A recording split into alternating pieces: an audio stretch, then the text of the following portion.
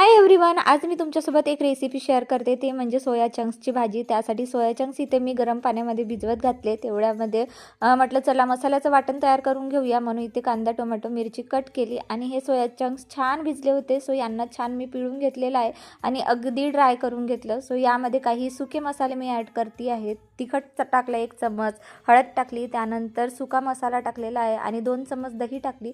थोडंसं मीठ टाकून याला छान मॅरिनेट करून मी बाजूला 10 ते 15 मिनिट ठेवून दिलं। त्यानंतर भाजीची फोडणीची तयारी इथे केलेली आहे। सो इथे मी पातेलीमध्ये तेल घातलं, त्यानंतर त्यामध्ये लसण पाकळ्या, जिरं आणि कांदा असं घालून घेतलेला आहे। लगेच टोमॅटो, मिरची सुद्धा घालून घेतली आणि हे मसाल्याचं वाटण माझं तयार झालेलं आहे। मस्त मिक्सरमधून बारीक पेस्ट करून घेतलेला आहे। त्यानंतर खूप साऱ्या तेलामध्ये मी इथे फोडणी घातली, छान झणझणीत। तिथे फोडणी झाल्यानंतर लगेच जे सोया चंक्स मी मॅरिनेट केले ते टाकून घेतले आणि झणझणीत भाजी इथे तयार झालेली आहे आणि पराठ्यांसोबत सर्व केली। चला मग